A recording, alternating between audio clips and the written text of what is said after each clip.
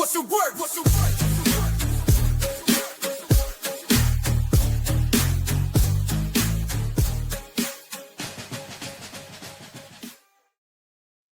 You know, I wanted to get to this segment, and I hate the fact that we have to get to this type of a segment, Steve, because sometimes when we talk about the world of boxing, we have to talk about the good and the bad. And that isn't just the BS.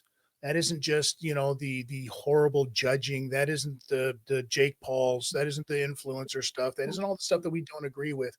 Sometimes what we have to remember, and this business of boxing and the boxing of boxing reminds us far too frequently that this is a sport that has severe and dire ramifications, and it could be your time at any given time.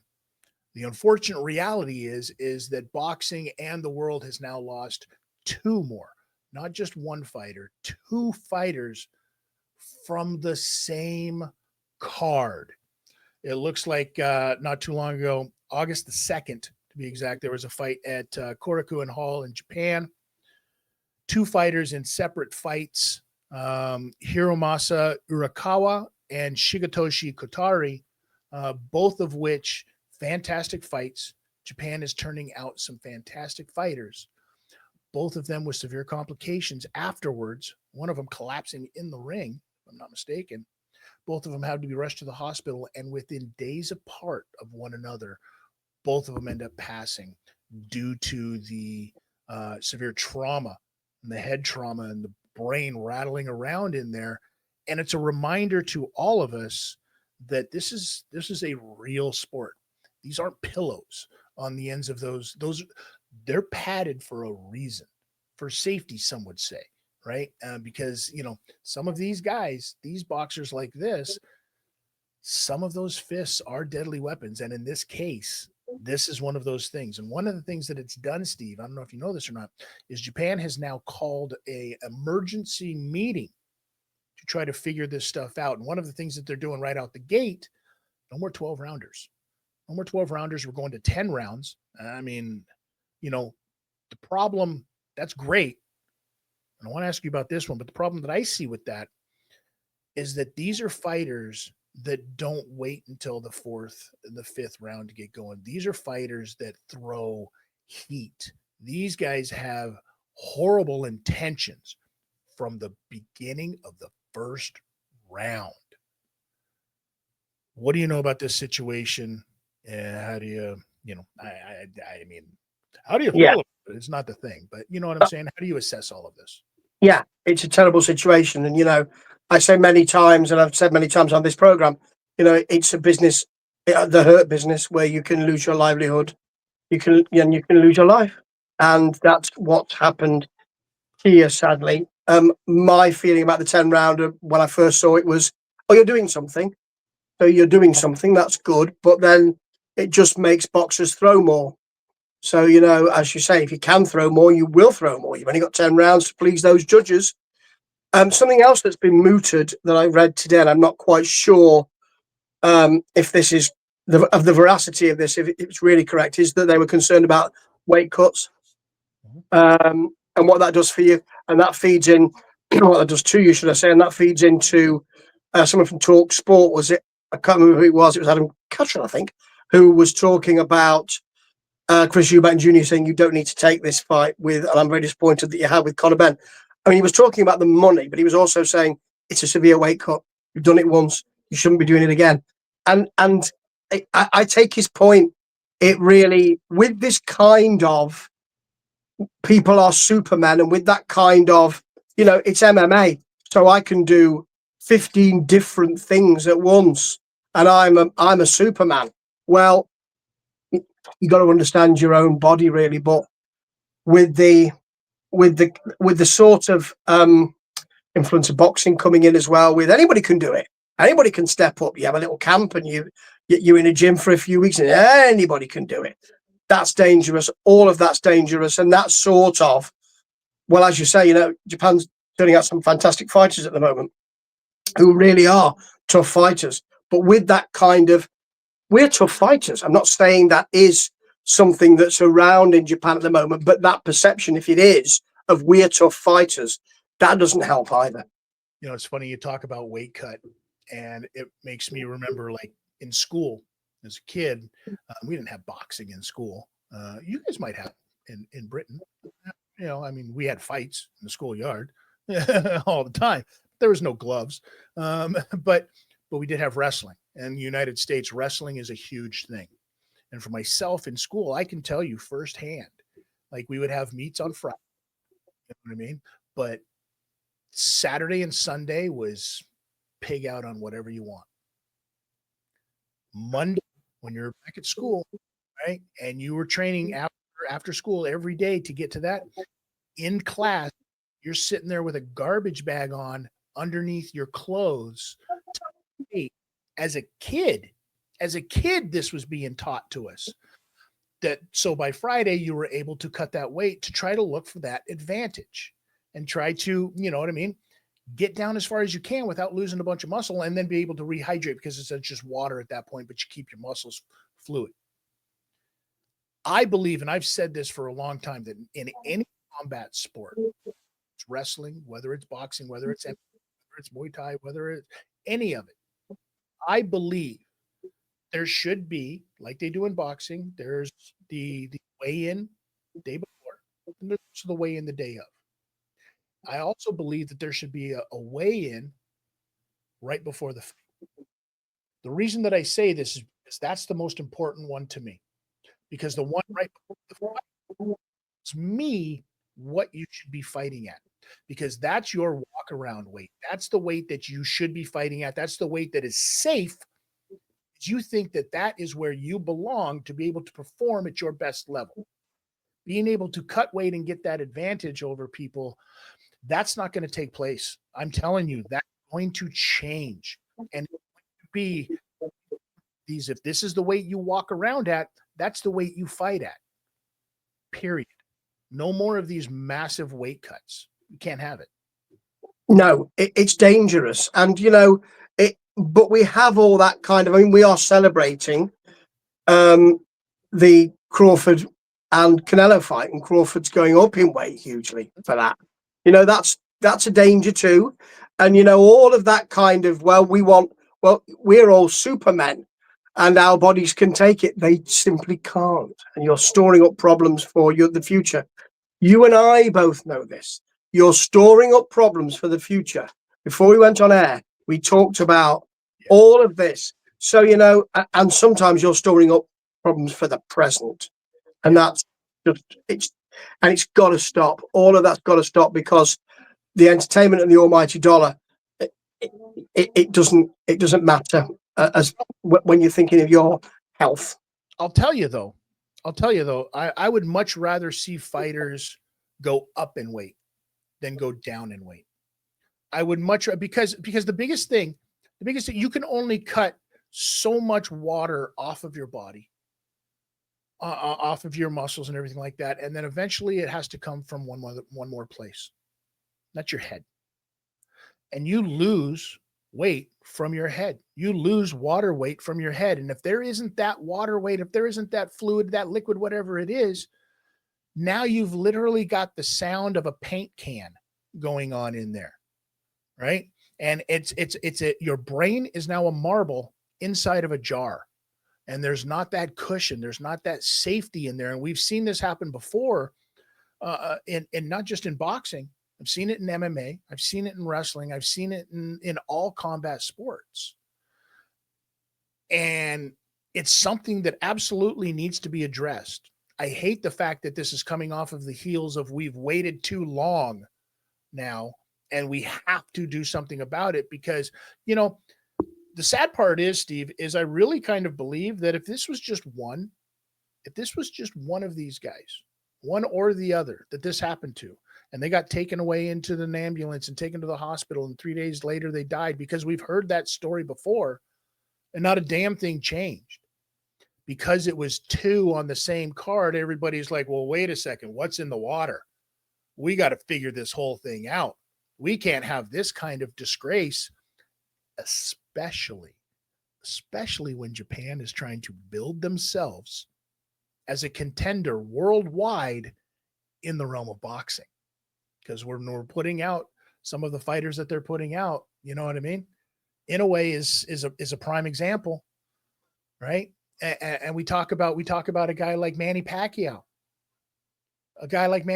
who started off fighting at like, 33 pounds and worked his way all the way up to, I mean, 180 or whatever he is now.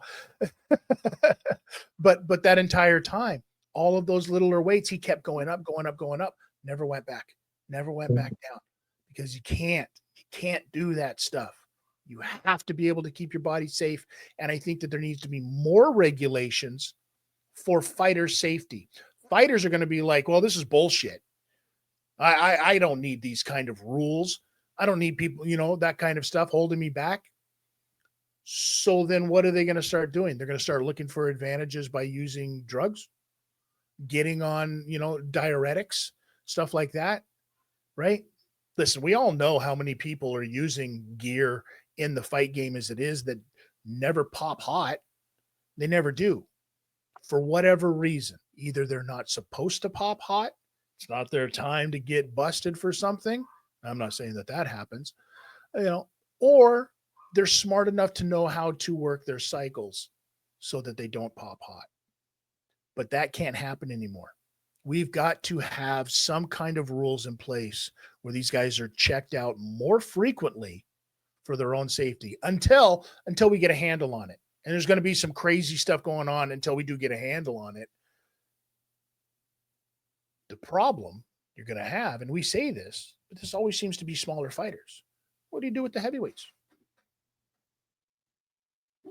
Well, the thing is that that's interesting, because with the heavyweights, and we've got to fans have to take some ownership of this, because we want wars.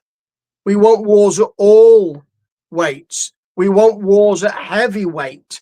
We want wars. We want people to be hit. We want Tyson Fury getting up like Michael Myers and carrying on and winning. We want that. And that's a big moment, by the way. That's a big moment which opened a lot of stuff. Oh, he's some kind of cyborg. No, he's not. He's a human bloke. So, we have to take some kind of responsibility for, okay, you want your wars, but you might not get that, because actually we need some safety. And will that make people say, I'm not watching then? If Derek Chisora is not going to get beaten on for about half an hour, I'm not watching. But let's say you don't watch that. And let's say that doesn't happen, but let's say you do keep watching it. How are you going to feel about yourself as a human if all of a sudden you're watching one of these fights and they do what they do every single time, which I think is bullshit sometimes as well, is they go and they interview that fighter right afterwards after his win. And what are you going to do when you're sitting here watching this live on whatever channel it is, and that guy goes to answer and all of a sudden strokes out? We've seen fighters now collapse in the ring, so we're headed for it. It's going to happen. You're playing Russian roulette with these people's lives, and it's going to happen unless you have some kind of regulation in there. I don't want to be watching one of those events unfold live on television. It's bad enough when you see somebody collapse. It's bad enough when you see somebody get knocked out and hit the back of their head, because you know as well as I do, that's a whole nother level of knocked out. Right? Yeah. I don't think we're anywhere even close to figuring all of this stuff out. But shout out to Japan and, whatever got them to this table. Let's get the whole world to this table, because you know as well as I do that unless everybody's on board, you're going to have one of these places, one of these, like, I hate to say it, but I can because it's my people. One of these reservation hotshot, mud shows, but you're going to have a mud country where everybody knows I can just go there and make money fighting bears in Russia or whatever the hell it is that you got to do, because those places exist too. I get it. Warriors need to get paid, that's all they know in their life, right? But unfortunately, there has to be regulations. If you're going to go out there, if you're like, screw it, I live by the sword and I'll die by the sword. Well, then just take a walk into the forest in Japan and do it yourself. Like, let's get this over with. Stop trying to pretend that you're a warrior about this if you're just out there trying to hurt yourself. Leave that for people, because this is a sport, but it's a sport, like we said at the beginning of this, with severe, severe consequences. Life, and as we've seen now, death. And that's a bad thing. I don't want to see any more of that stuff. I want these young kids to prosper. Both of these guys are 28 years old. 28 years old, gone, right? I'm sure with kids, families, loved ones, right? Walking around one day like they are the shit in their neighborhood, only to have it taken away from them a couple of days later because their desire outweighs their ability to restrain. It's really what it comes down to, folks. Right? Yeah. And even if it doesn't end for you in the ring, if you manage to retire and you're walking around tall, well, you're in your dotage, you might not be walking around tall because of the punishment you've taken. So there's that to consider as well. And then stupid things happen. We have stupid things happen. Listen, he had a good outing. I think it was a bit of an anomaly. Letting Manny Pacquiao come back and fight. Letting Ricky Hatton come back and fight. That's coming up. What are we doing? At some point, we have to understand the boundaries of this sport, of this game, and realize that you can't do it. Tyson Fury's too old to do this. Ricky Hatton, he's too old to do this. We're talking going up against 20-year-old Moses Ituamas, who's knocking dudes out critically. This is what you want to do, old man? No. Take your money and run. Go teach. Go do something. Enjoy your life. Spend time with your families that you gave up all of that time for so long to pursue, that put you into the position you're now in. Sometimes the door doesn't open when one closes. When a door closes, it's supposed to stay closed. And I believe that it should be for your health reasons first. Because if it's not, you very well could end up like one of these gentlemen here. That's not fair to you, your family, your loved ones. I mean, it gives us content to talk about for another 20 minutes. But outside of that, I don't want to fucking talk about it. We owe it to the people that listen to us to talk about it, but I don't want to have to talk about it. That's the problem. I want to spend my time shitting all over Jake Paul. I want to spend my time talking about how influencer boxing is a disgrace to the world of boxing. I want to talk about how KSI has professional MMA fighters fighting one another on his cards. And not only that, Tony Ferguson is fighting a guy named Salt Poppy, who got his fame from running in place. This is ridiculous, ladies and gentlemen. That's the stuff I want to talk about. That's the stuff that I want to talk about, not this. This stuff's too serious for me. This is the B's of boxing, not the D's of boxing. If you're looking for the D's of boxing, how about you look at D's nuts? Oh, I said it. I mean, you can't cancel the uncancelable, but, you can give it a shot. You send all your hate mail to worldwearyguy1@hotmail.com. I'm just saying. Somebody will never get back to you, but you'll feel better about yourself by sending that in. Right? Steve, always a pleasure, my man.